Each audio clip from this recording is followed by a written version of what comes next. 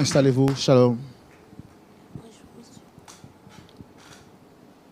Merci de venir ou de répondre à notre invitation sur le plateau.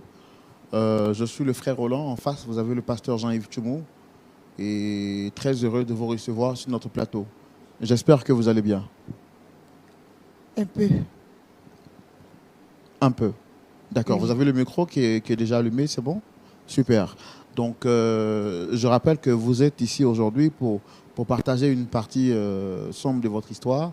Et si je ne me trompe, vous êtes dame Astrid. Oui, oui. Et juste à côté, votre sœur du nom de Véronique. Véronique. D'accord. Véronique, comment est-ce que vous allez? Oui, ça va, ça va. Ça va très bien. Ça va très On bien. peut... On peut dire que ça va très bien. Et chez vous, très chère dame Astrid? Un peu. Un peu. Oui. D'accord. Vous êtes sur le plateau de Point d'accord. Comme je l'ai dit, je suis le frère Roland. En face, vous avez le pasteur Jean-Yves Tchoumou et des frères et sœurs qui sont là pour écouter votre histoire et justement apprendre de ce que vous avez à nous dire. Mais avant, je voudrais savoir qu'est-ce qui a motivé ou qu'est-ce qui motive votre choix d'être sur ce plateau aujourd'hui? Pourquoi vous êtes là exactement?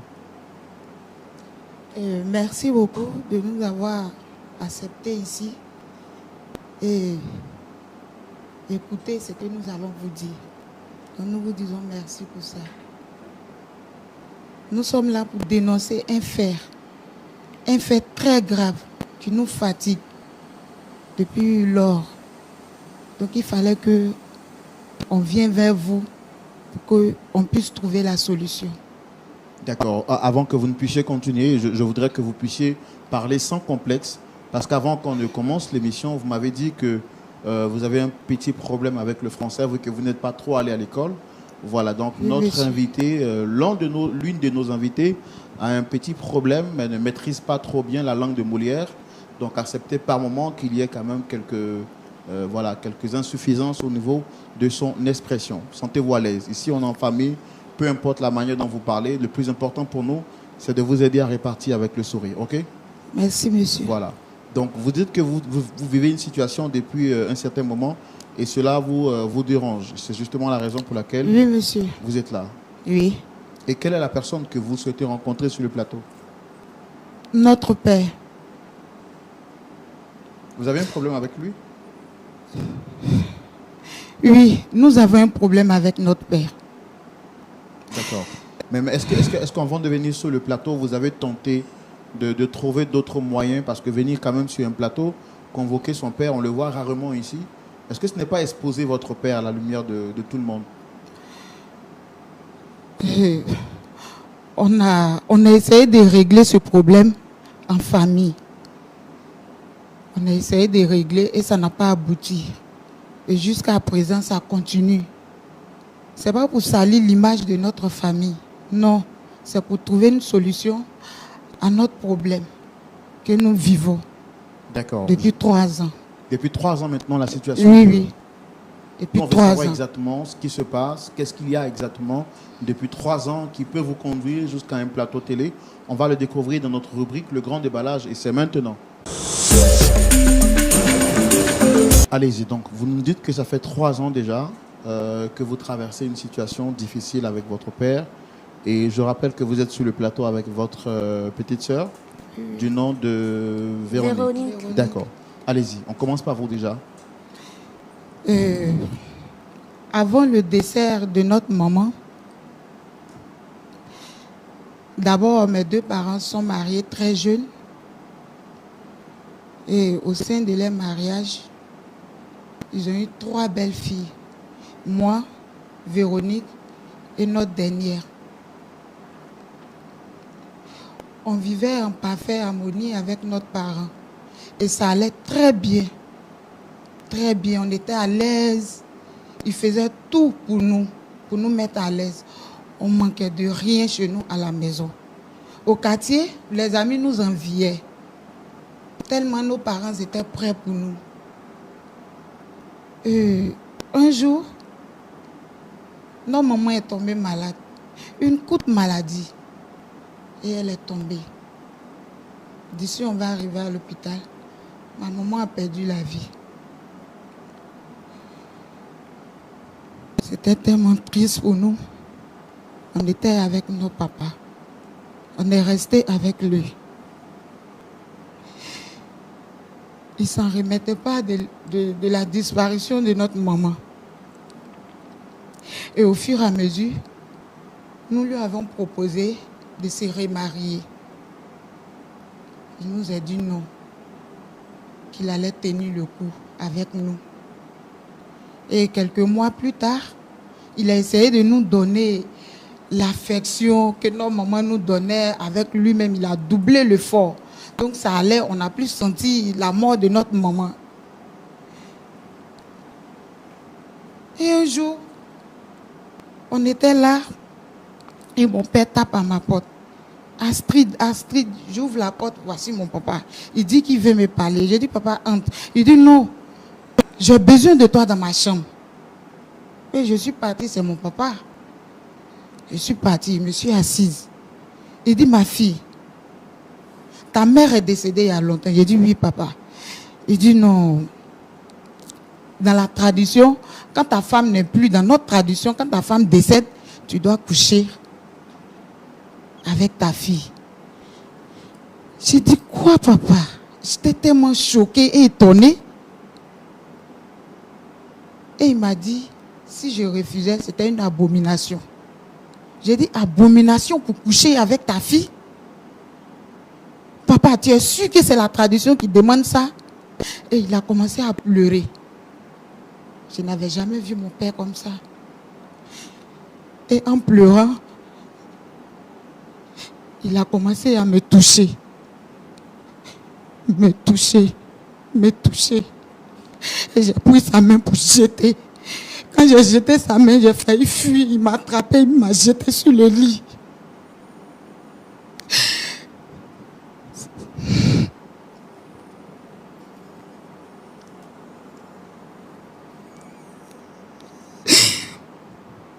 C'est ça qui a couché avec moi.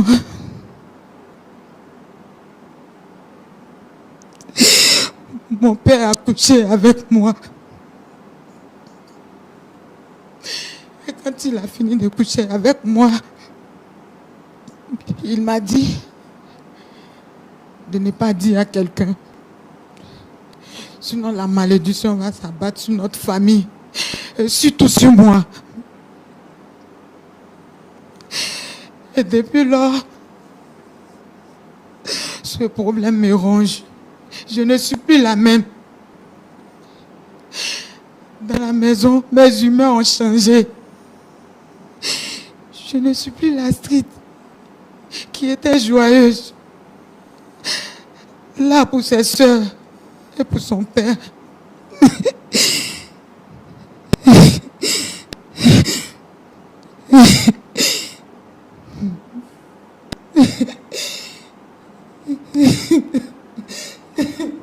Soyez forte. Je sais que c'est pas facile. Je sais que c'est pas facile vraiment que le Seigneur vous fortifie. Que le Seigneur vous fortifie. Et équipe technique, est-ce qu'on pourra avoir des mouchoirs, s'il vous plaît, pour elle? Alors, on va essayer de vous apporter des soupes à lèvres pour que vous puissiez vous éponger le visage. Mais s'il vous plaît, essayez d'être forte. On est là pour trouver une solution et surtout pour vous aider à repartir avec le sourire.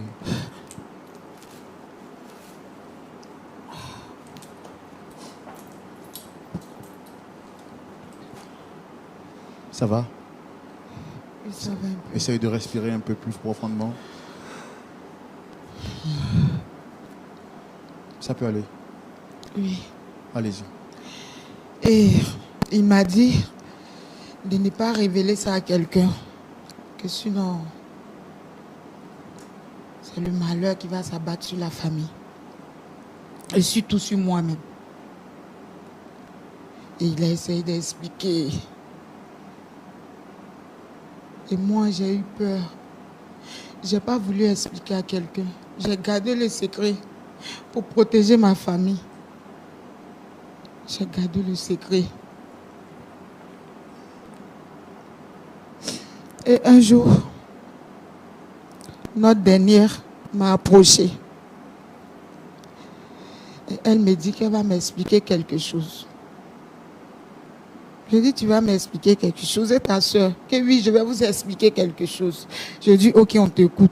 Que ne prenez pas mal, ne me blâmez pas. Je dis, ok. Elle dit, grande soeur, il y a longtemps, papa abuse de moi. J'ai regardé ma petite soeur en face. Je me suis rappelé de moi. Je me suis dit, qu'est-ce qu'il me faisait? Il faisait aussi à mes soeurs. Moi, je suis la plus grande. Peut-être que je pouvais supporter. Mais mes soeurs sont encore petites. Il les a fait ça aussi. C'est-à-dire qu'il a couché avec vous? Oui. Il a couché avec vous trois? Il a couché avec nous trois. Moi et puis mes deux soeurs. Étant en colère, j'ai pris la main de mes deux soeurs. Nous sommes partis envers lui. Je dis, papa,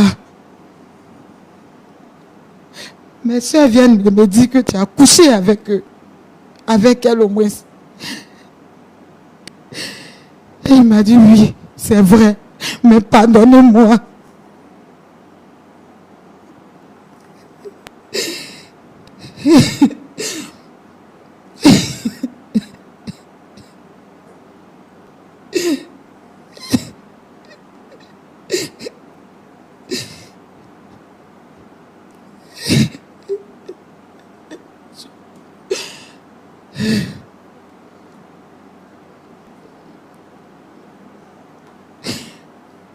Je lui ai dit, mais papa, pourquoi tu as fait ça?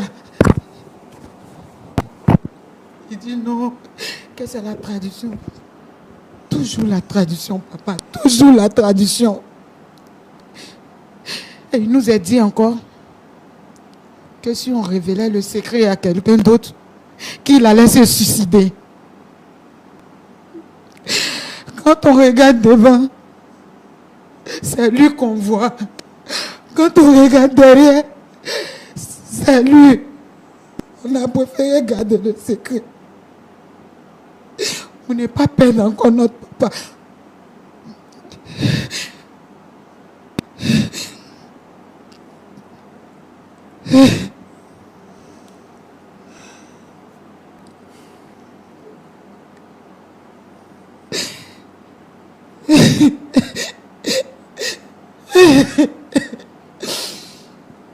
Je comprends vraiment vos larmes, mais je sais que c'est pas facile et que c'est vraiment très difficile de savoir que l'on a été abusé par une personne pour qui on a beaucoup de respect et d'estime, qui est censé être un protecteur. Vraiment que le Seigneur vous fortifie. Et dans tout ça, quand il y a des hommes qui venaient nous cotiser, ils faisaient palabre avec eux, ils discutaient avec eux, et ils nous mettaient dans la chambre pour nous engueuler. On ne reconnaissait plus notre papa. On ne le reconnaissait plus. Il y a un monsieur que j'aimais, qui est venu un jour à la maison avec sa famille, venu demander la liste de la dot à mon père. Mon père a refusé. Parce qu'il abusait de nous. Il prenait plaisir à abuser de nous. Eh Dieu! Maman, pourquoi tu es partie si tôt?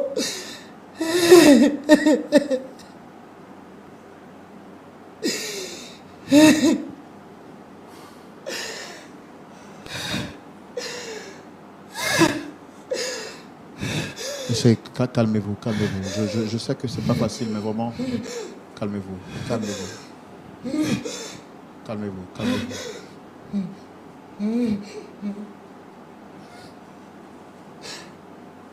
Calmez-vous, s'il vous plaît. C'est pour cela que nous sommes. D'accord. J'ai bien compris. J'ai bien compris.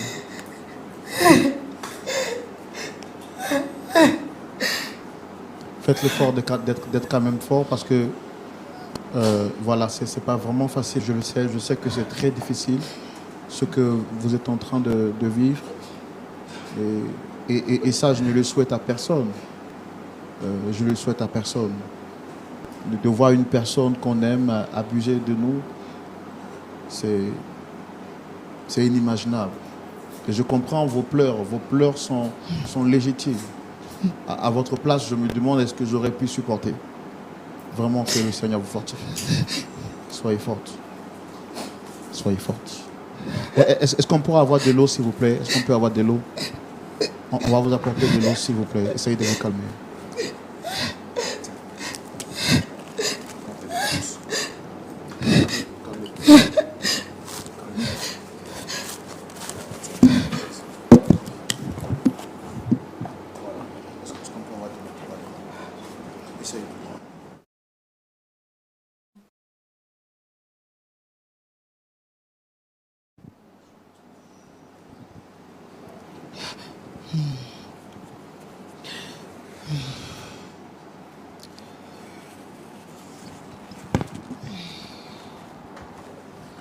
Vraiment que le Seigneur vous fortifie. Amen. Qu'il vous fortifie. Je sais que ce n'est pas facile. Amen. Amen.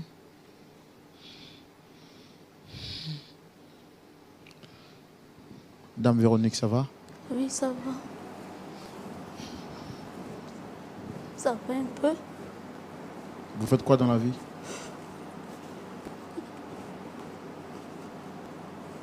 Je suis étudiante. Ça fait combien de temps que vous vivez cette situation? Ça fait 3 ans maintenant. Comment les choses se sont passées? Comme je disais, ça fait 3 ans maintenant que mon père m'abuse. Tout a commencé quand mes soeurs sont parties en voyage. Et papa a demandé comme ça que je reste avec lui. En disant qu'il est malade, je ne portais pas bien, que de rester avec lui pour m'occuper de lui. Et un jour, papa m'a dit, Véronique, je vais manger quelque chose. Fais-moi manger. Je rentre dans la cuisine, attends, elle fait la cuisine. Et 2 minutes après, je vois mon père rentrer derrière moi. Bon, c'est mon père. C'est normal qu'il rentre derrière moi, c'est normal. Et un coup, je vois mon père m'attraper. Je ne reconnaissais plus mon père. Et il me disait comme ça que tu es belle, tu ressembles tellement à ta mère. Elle a tout ce que j'aime. Mon père a commencé à me toucher partout. Il me touchait. Je voulais crier. Il m'a dit non. Ne crie pas. Si tu cries, c'est comme une malédiction. Tu vas mourir. Soit c'est toi ou bien c'est moi. À cause de la peur.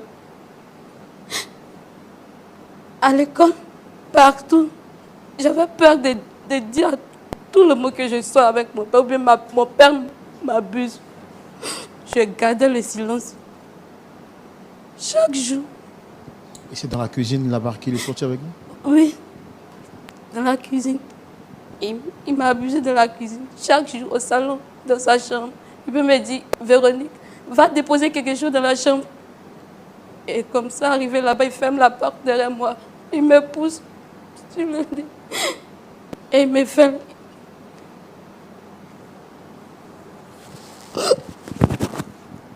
Et un jour, à l'école, j'avais une camarade qui regardait votre émission.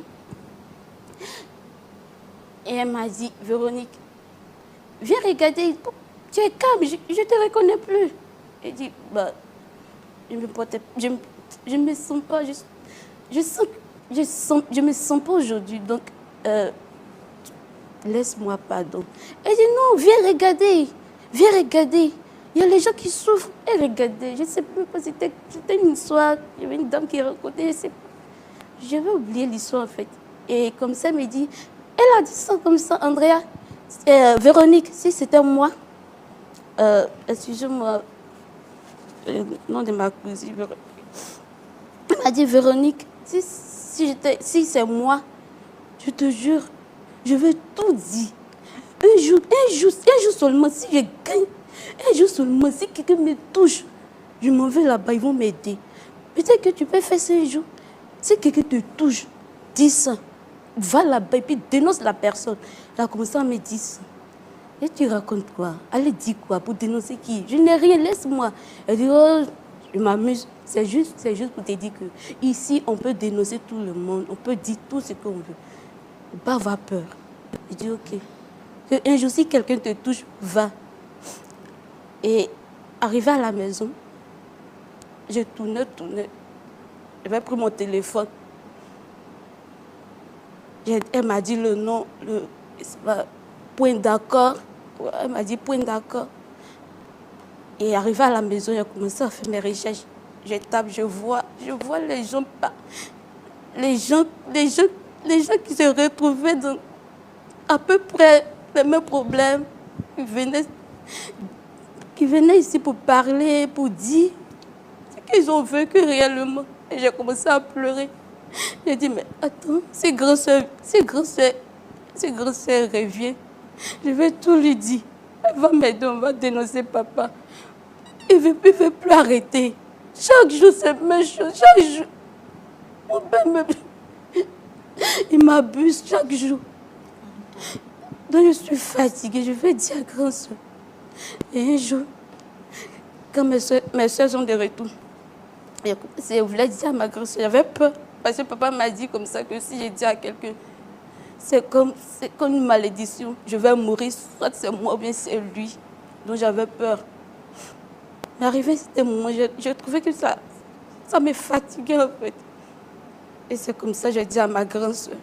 J'ai dit, grand-sœur, je vais te parler. Je suis fatiguée. Et c'est comme ça que j'ai dit à ma grand-sœur, la dernière, Ashley a 18 ans. Et elle était tellement fatiguée. Elle dit, grand-sœur, moi aussi, je vais te dire quelque chose. Je suis fatiguée aussi. Chaque jour, c'est péché, papa me fait aussi. Papa se couche avec moi. Des fois, il rentre derrière moi dans la douche. Il fait tout. J'avais peur. Aidez-moi. Et c'est comme ça, il dit à ma grand-sœur, on peut aller dénoncer papa. Elle m'a dit, pourquoi? C'est mieux de régler ça ici, de causer avec lui. Je suis sûre que ça va aller. Elle dit non, on doit faire quelque chose. Et c'est comme ça que j'ai donné le nom de l'émission.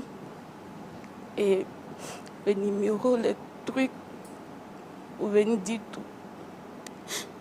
Nous sommes fatigués. 3 ans maintenant, je suis fatiguée. 3 ans. 3 ans. Voir un père se déshabiller devant toi, ça va trop vite. Mon père ne voulait pas voir quelqu'un derrière moi. Au quartier, je n'ai pas le droit de causer avec un homme. Mes voisins, personne ne pouvait me rendre visite à la maison. Il ne veut rien comprendre. Chaque jour, je suis fatiguée. D'accord. Vraiment. Waouh. Pasteur Tchoumou. Oui, mon frère Roland. J'ai envie de dire que mon âme était sortie de mon corps. Pour aller où? Vraiment. Tellement l'émotion est à son paroxysme. Oui. Une manière de dire que je suis choqué, Oui. troublé depuis cette nouvelle saison. C'est ma première fois d'entendre une histoire aussi grave que celle-ci. Oui. Vous avez suivi avec nous l'histoire. C'est ça. Des enfants qui sont abusés par leur père. Elle a dit, voir son père se déshabiller devant soi, c'est traumatisant. Elle n'a plus d'amis, plus de contact avec l'extérieur. Grave, elles sont menacées de le dire à personne.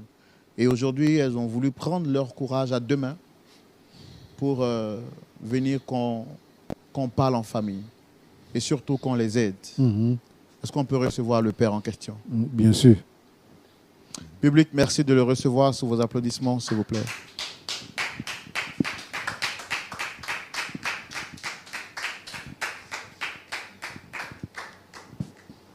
Shalom à vous, monsieur. Installez-vous.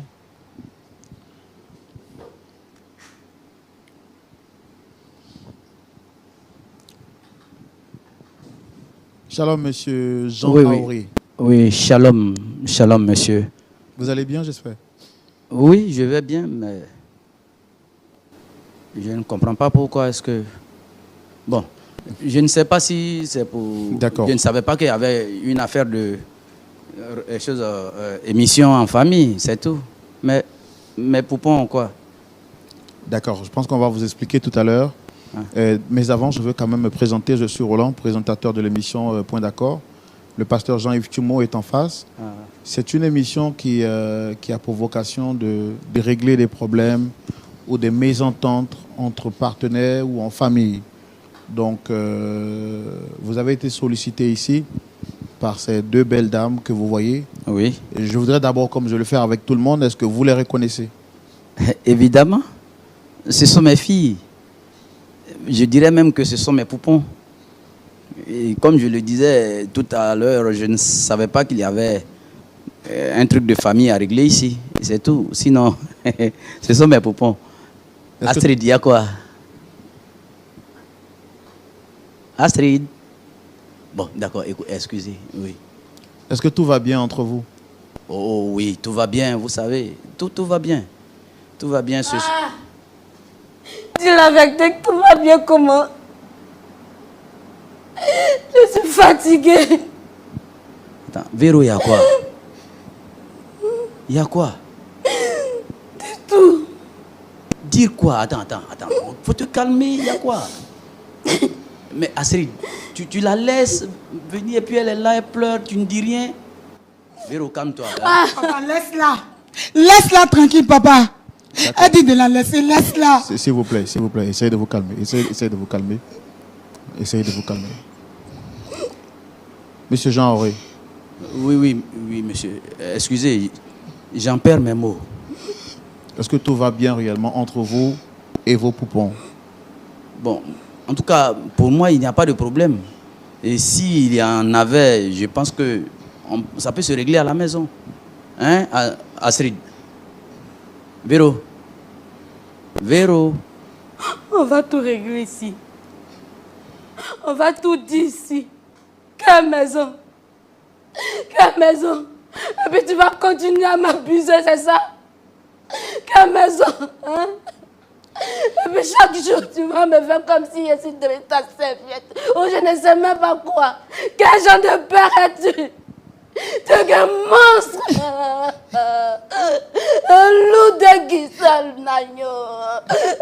Je suis fatiguée. Dis tout. Dis, vont t'aider, papa. Libère-toi. Vaut mieux de dire tout. Au lieu de garder le silence. Tu nous tues un peu. Tu nous tues, papa. Calme-toi. Qu'est-ce que je t'ai fait? Calme-toi, Véro. Qu'est-ce que je t'ai fait, papa? Qu'est-ce que ma petite soeur a fait là, 18 ans, papa? Grand soeur t'a fait quoi? Libère-toi, papa. Dis-tout, ils vont t'aider ici. Je suis fatiguée. Papa.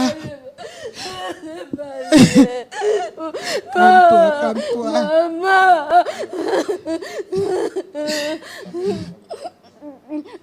Calme-toi.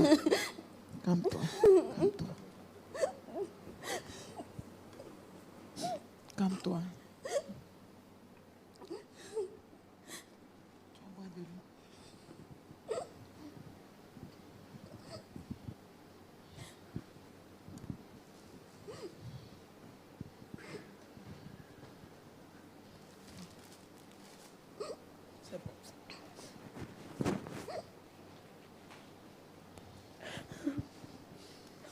Essayez de boire un peu d'eau, s'il vous plaît.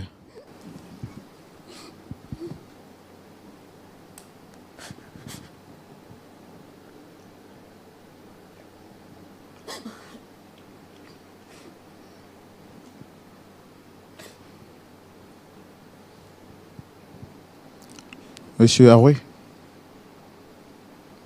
Monsieur Jean Aouré. Monsieur Jean.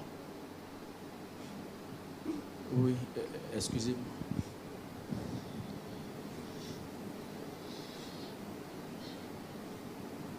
Est-ce que ce que votre fille vient de dire est la vérité?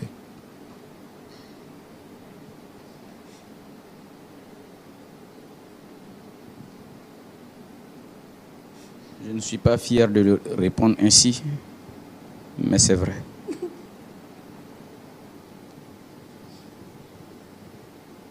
C'est vrai. Qu'est-ce qui a bien pu se passer pour que vous, un père, vous puissiez avoir des rapports avec vos 3 filles?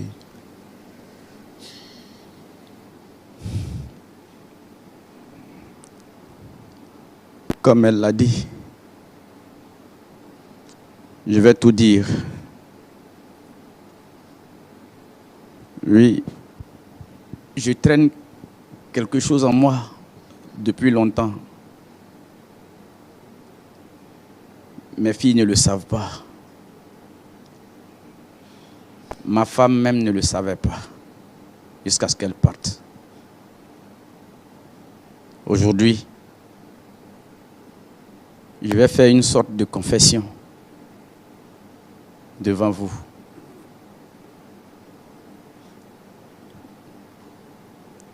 Dans ma jeunesse,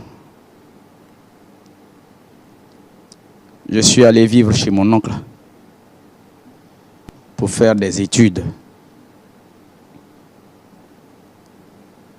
Et là-bas, ce dernier abusait de moi. Oui. Je ne suis pas fier de le dire aujourd'hui, mais c'est la vérité. Il abusait de moi. J'en souffrais. J'ai voulu aller en parler à mes parents, à papa et à maman. Je suis allé leur dire que voilà ce que tonton me fait. Mais non. Papa et maman m'ont catégoriquement arrêté parce que pour eux, tonton, un oncle qui est un homme si pieux, ne peut pas avoir un tel comportement jusqu'à aller abuser d'un enfant. Ils m'ont traité de menteur. Ils m'ont même puni pour cela. Je n'ai jamais parlé de cela. Je suis resté renfermé sur moi-même, comme beaucoup d'autres enfants qui subissent certainement ce genre de choses. J'ai grandi avec, sans pouvoir en parler à quelqu'un, jusqu'à ce que je rencontre votre mère. Oh oui. Elle m'a apporté beaucoup de réconfort. Elle me comprenait. Elle me soutenait. Mais à elle non plus, je n'ai pas pu dire. Nous avons vécu d'intenses moments de joie et de bonne vie ensemble. Nous avons eu des enfants que nous aimons. Malheureusement,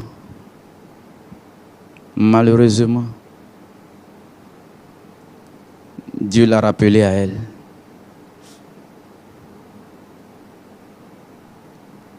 Elle est partie il y a environ 17 ans de cela.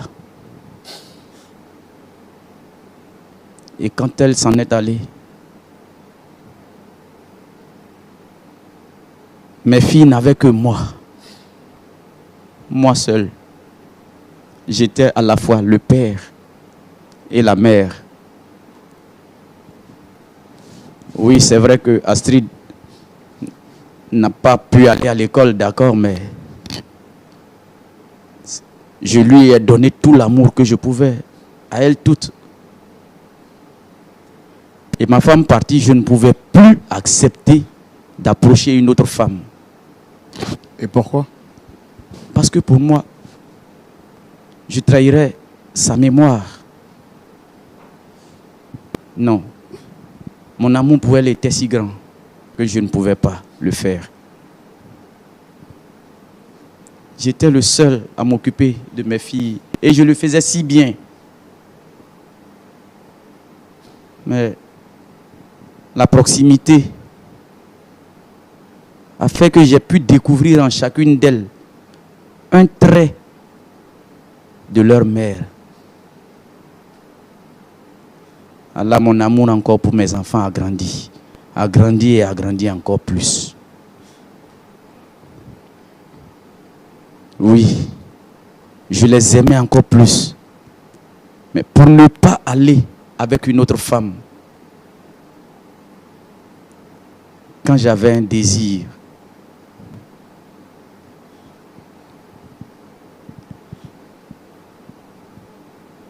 j'ai préféré me rabattre sur mes filles.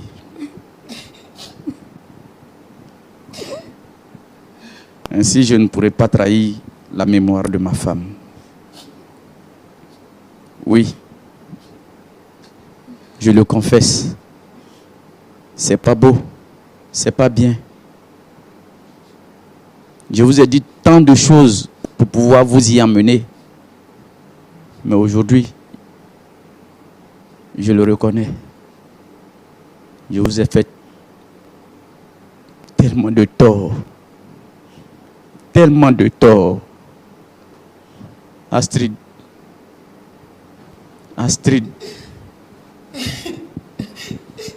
Oui, je comprends que tu pleures. Crois-moi, je ne vous veux pas de mal. Véro.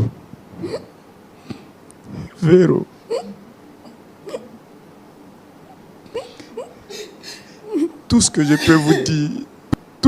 peux vous dire, je n'ai pas fait cela pour vous nuire. Je vous demande pardon. Pardon, sincèrement. Astrid.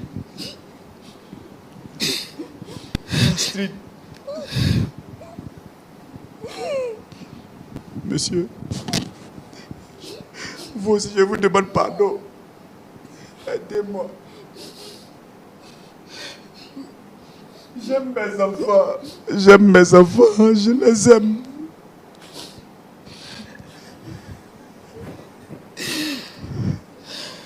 Je vous aime. Je ne vous veux pas de mal.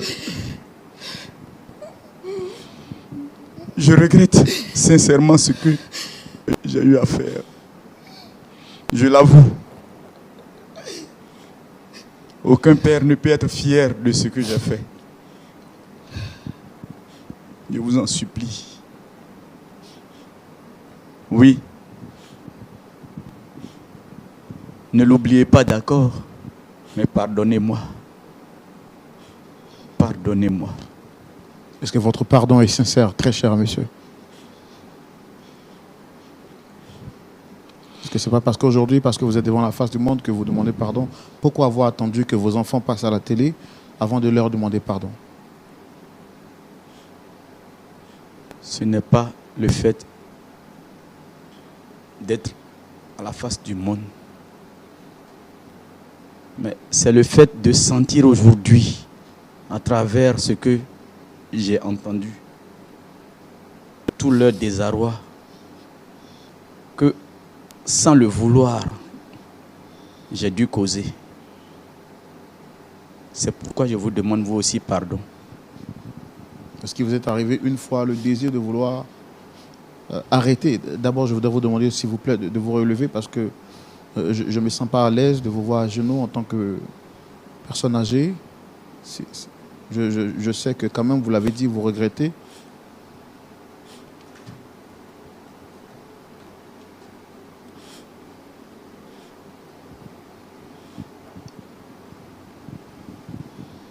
Est-ce qu'il vous est arrivé une fois de vouloir arrêter d'abuser vos enfants? Oui. Il m'est arrivé très souvent de vouloir arrêter. Mais vous savez, ces choses, quand ça arrive, vous n'êtes plus vous-même. Vous n'êtes plus vous-même. Je ne sais pousser par quoi, ni guider par quoi. J'ai pu faire cela. Je vous demande pardon. Je demande pardon au monde entier. Et je demande que des hommes de Dieu prient pour moi aussi. Est-ce que vous allez à l'église? Occasionnellement. Occasionnellement. Mais je ne suis pas fervent.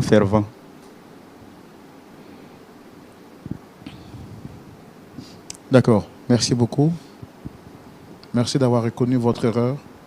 Nous, notre rôle, mon rôle en tant qu'animateur, ce n'est pas de vous juger. C'était justement de créer le contact pour que l'échange soit établi. Mais alors que vous reconnaissez votre faute, qu'est-ce que moi je peux faire? Nous allons laisser la parole à notre pasteur consultant pour savoir quel est son point de vue. Et ce sera dans la rubrique à la loupe de la parole. Pasteur Jean-Yves Tchoumou, nous voici face à une situation difficile. Je l'ai dit tout à l'heure. Mon âme est triste au plus profond de moi. Et quand je le disais entre guillemets, mon âme voulait donc s'envoler. Une manière de dire que je cherchais donc le moyen de m'évaporer, de fuir. Parce que je n'ai jamais vu, je n'ai jamais entendu. Et comme un proverbe peut le dire chez nous en Afrique, ce que tes yeux n'ont pas encore vu, ne dis pas que ça n'existe pas. Le père aujourd'hui venu sur le plateau reconnaît avoir abusé de ses trois filles. Grave, il dit ne pas reconnaître quelle est la force qui l'a poussé. Il nous révèle sur ce plateau que lui-même, à l'âge de 15 ans, il a été abusé par son oncle. Et après avoir dit la vérité, ses parents l'ont frappé, le menaçant de ne plus jamais dire de sottises pareilles.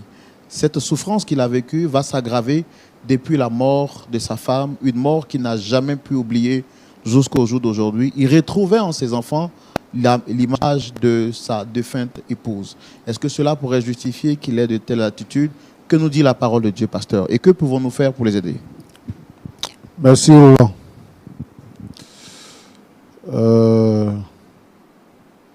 Les filles ont dit que ça fait 3 ans maintenant. Astrid, Oui, monsieur. tu fais quoi dans la vie? Vous dites? Tu fais quoi dans la vie? Tu fais quoi? Je suis commerçante. Tu es commerçante. Oui. Ton commerce peut te permettre de prendre une maison? Oui. D'accord.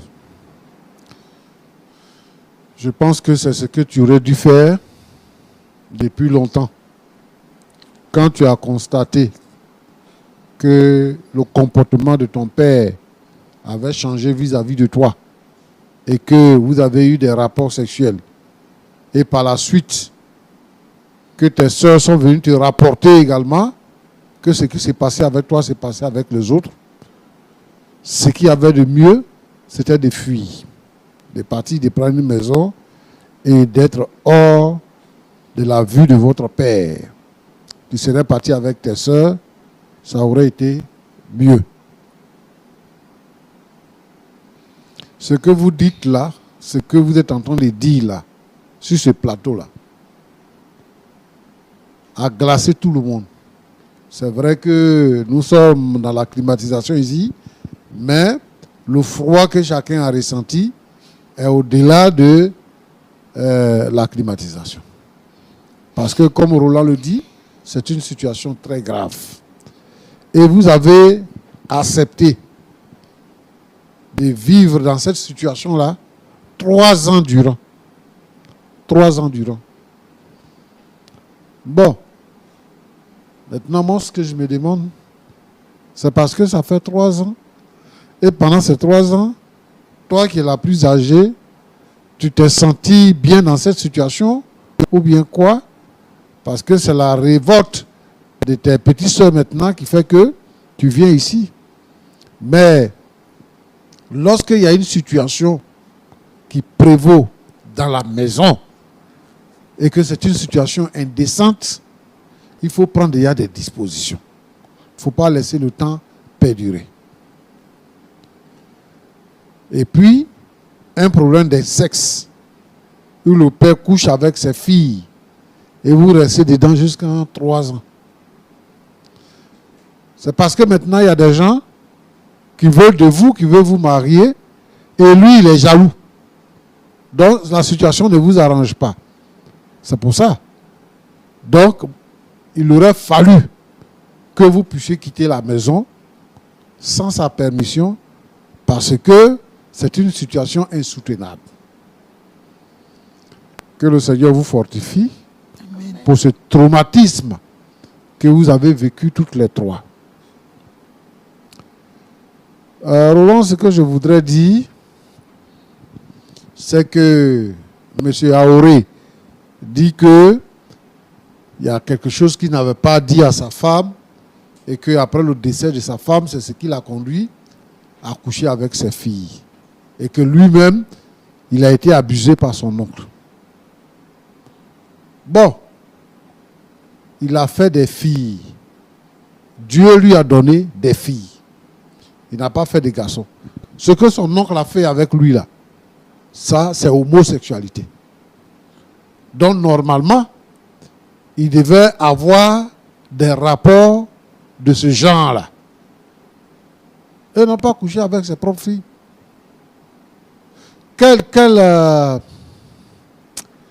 C'est quel fantasme c'est quoi? Comment il sent ça pour coucher avec ses filles? Bon. Monsieur Aoré. Oui, pasteur. Je suis content que vous ayez demandé pardon. Mais je veux dire ici que vous êtes un homme... il faut avoir une autre force pour coucher avec ces 3 filles. Si c'était une fille, je comprends. Parce qu'il y a des gens qui disent qu'ils sont attirés par les filles. Mais toutes les 3, coucher avec elles, pour dire que c'est parce que ton oncle a fait ça avant, c'est ça qui t'a fait comme ça. Quand ta femme est morte là, ta première fille t'a dit, papa, il faut te marier. Tu dis non, je ne vais pas me marier parce que tu avais un plan. Femme est déjà chez toi à la maison, tu vas aller chercher femme dehors, pourquoi? Donc, tu es devenu le mari de tes propres filles. Et quand quelqu'un veut ta fille, tu te mets en colère. Tu menaces les jeunes qui viennent. Quand quelqu'un vient, il vient demander une liste de dot, tu te fâches, tu chasses la personne. Donc, qu'est-ce que tu veux? Tu veux les garder maintenant pour qu'elles soient tes femmes? Non, pasteur. Mais pourquoi tu ne veux pas qu'elles se marient? Ça aussi, c'est ce que ton oncle a fait là qui te fait faire ça? Non. Moi, je suis triste pour les Africains. Et ce que tu as mis devant, c'est quelque chose, c'est ça on dit, c'est avec préméditation. Parce que tu dis à tes filles que si tu en parles, la malédiction va te frapper. Mais avant de dire ça, tu dis que c'est ce que la tradition demande. Si la tradition demande, c'est qu'on peut en parler. Puisque ce n'est pas honteux. Si tout le monde se comporte comme ça dans la société, dans notre société, on peut en parler. Alors vraiment, je comprends que tu demandes pardon. Mais nous sommes vraiment très brisés ce soir d'apprendre ce que vous êtes en train de dire là. Toi et puis tes filles, sur ce plateau-là. Nous sommes très brisés de l'apprendre. Et, comme tu as dit là, tu n'es pas pratiquant. Tu vas quelquefois à l'église, tu n'es pas pratiquant. Le problème, ce n'est pas l'église. Aller à l'église là, ça ne fait rien. Il y a des gens qui pensent que, parce qu'ils de temps en temps, ils vont à l'église, ils vont être sauvés. C'est pour ça que quand les gens meurent, on voit que le Seigneur ait pitié de son âme, que le Seigneur reçoive son âme. Non. La voie du salut que le Seigneur nous présente, c'est que si tu crois au Seigneur Jésus, tu seras sauvé. Et le Seigneur Jésus est venu mourir parce que nous sommes des prêcheurs. Et c'est lui qui accepte Jésus, qui se répand de ses péchés. C'est-à-dire qui confesse ses péchés et qui les abandonne, qui accepte de suivre le Seigneur, il obtient miséricorde. Parce que le salaire du péché, c'est la mort. La mort, là, c'est la mort physique et la mort éternelle. C'est-à-dire la mort du corps et la mort de l'âme. Celui qui pêche, quand il meurt, les prières du monde entier réunies ne peuvent pas lui accorder le salut. Il ira en enfer. C'est quand on est vivant qu'on cherche le Seigneur. Aujourd'hui, tes filles te donnent l'occasion de chercher le Seigneur. Repends-toi sincèrement. Ce n'est pas parce qu'on est ici sur le plateau qu'on va dire je demande pardon, mais repends-toi sincèrement. Et viens à l'église, on va prier pour toi, pour que tu reçoives la délivrance de tout ce qui est en toi, de mauvais, pour que tu délaisses toutes ces choses-là. Et Roland, le diable a libéré les démons de la sexualité. Tous les démons de tous les vices sexuels ont été mis en liberté. C'est pour ça qu'aujourd'hui, on peut voir des hommes qui couchent avec des hommes, des gens qui couchent avec des animaux, des hommes, des femmes qui couchent avec des animaux. Tous les rituels sont liés à la sexualité. Maintenant, des parents qui couchent avec leurs enfants. Ça là même, ce n'est pas pour faire rituel. Lui-même, ses propres envies fait qu'il couche avec ses enfants. Et je veux dire que le monde est sous la menace de la mort éternelle.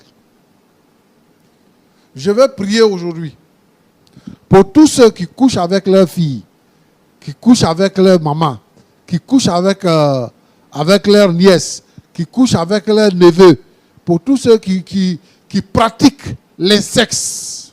Je veux prier pour toutes ces personnes-là aujourd'hui, pour que Dieu intervienne. Tous ceux qui sont influencés par certaines prédications qui les entraînent dans la sexualité. Dieu a créé un canevas. Le sexe s'utilise dans le mariage. En dehors du mariage, c'est un péché. C'est mal devant Dieu. Et si vous faites ça en dehors du mariage, tout ce qu'il y a comme vice derrière le sexe, vous pouvez pratiquer. Mais si vous le faites normalement, oui, Dieu va vous bénir. Je vais dire ici, je vais interpeller les gens. Si ton mari est mort, si ta femme est morte, il faut te remarier.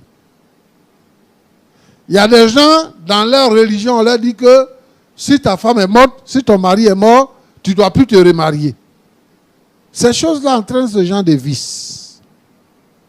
Si ton mari est mort, tu es libre. Si ta femme est morte, tu es libre. Tu peux marier une autre femme. C'est mieux de prendre une autre femme pour la marier que de coucher avec ses propres enfants. Que de coucher avec ses propres enfants. Donc, mon cher Roland, je veux lancer ici un appel pour dire que tous ceux qui vivent dans cette situation-là, ils n'ont qu'à rentrer en contact avec moi. Nous allons prier pour eux, pour que le Seigneur les délivre et qu'ils aient une vie libre. Il a blessé ses enfants. Il a détruit la vie de ses enfants. Coucher avec sa propre fille. Et ça va marquer les enfants. Même dans leur mariage, dans leur foyer, là, ça va les marquer. Et ça va détruire leur vie. Ce que je veux, c'est que le Seigneur puisse restaurer la vie de ces jeunes filles-là. Et que le Seigneur les bénisse. Que le Seigneur ouvre les portes pour qu'elles puissent se marier. Mais, en même temps, je dis que les filles doivent se séparer avec les pères. elles doivent aller trouver une maison. Il n'a qu'à vivre seul. S'il a besoin de femmes, il y a beaucoup de femmes. Il n'a qu'à sortir, il va aller chercher femme. Il va se remarier pour laisser sa fille tranquille. Que Dieu vous bénisse. Amen. Merci beaucoup, pasteur Jean-Yves Tchoumou. Avec vous, par la grâce de Dieu, nous apprenons toujours. Et quand les situations semblent difficiles et qu'on se demande qu'est-ce que vous allez dire, Dieu, par sa grâce, nous permet toujours de trouver un point d'accord. Comment est-ce que vous vous sentez après les propos du pasteur? Je me sens bien. Ça a restauré un peu mon cœur. Dame Astrid, Ce qu'il a dit, c'est ce qu'on va faire. On va se séparer de notre papa. Là où je vends, ça ne marche pas trop, mais je vais faire avec. Même si c'est pour aller vivre avec mes soeurs dans Sikobois, je vais aller avec eux. Je ne retournerai plus à la maison. C'est fini. votre père vous a demandé pardon. Est-ce que vous acceptez son pardon? Demandez-lui. Si on retourne, il va nous laisser en paix. Non, pas forcément pour étonner, mais pour ce qu'il a fait, est-ce que vous acceptez de lui apporter le pardon? Si Dieu lui-même nous est pardonné, qui suis-je pour ne pas le pardonner? Je pardonne à mon père.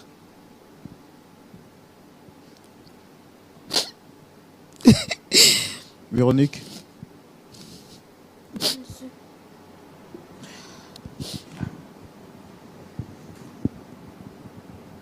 Comment vous vous sentez après les paroles du pasteur Tchoumou?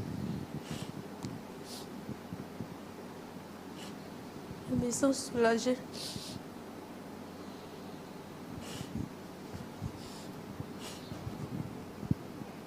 Je me sens vraiment soulagée, c'est vrai.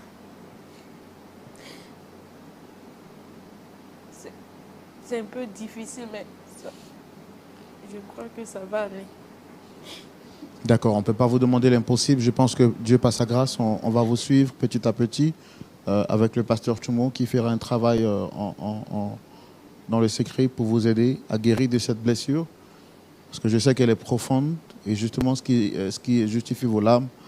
Et tout ce qu'on peut vous demander, c'est d'être forte et de compter sur le Seigneur. Il est fidèle, comme le pasteur l'a dit.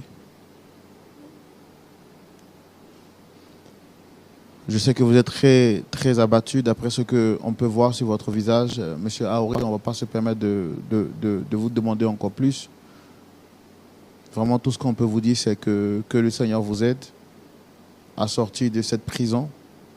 Pasteur Tchoumou, est-ce qu'on peut les recommander à la prière, s'il vous plaît? Oui, bien sûr. Notre Dieu et notre Père, Dieu Tout-Puissant, Créateur des cieux et de la terre. Seigneur, ce qui est impossible aux hommes est possible à Dieu. Je te prie pour les filles de M. Aouri qui ont eu un contact sexuel avec leur père. Seigneur, je te demande de leur pardonner cet acte. Seigneur, et que la malédiction ne s'attache pas à leur vie. Mais Seigneur, que tu les restaures, que tu les laves, que ton sang les purifie de cette situation. Au nom de Jésus-Christ, je prie pour M. Aouri. Seigneur, notre Dieu, notre Père, tu le délivres. Tu délivres sa pensée et que les démons soient chassés dans le nom de Jésus-Christ. Je prie pour tous ceux, toutes celles qui sont sous l'emprise du diable. Seigneur, notre Dieu, qui commettent de tels actes, que ta force puissante se manifeste dans leur vie et que les démons de la sexualité soient chassés dans le nom de Jésus-Christ. Seigneur, notre Dieu, permet que ta parole soit entendue et qu'elle soit reçue au nom de Jésus. Merci Seigneur parce que tu es fidèle. Merci Seigneur. Amen.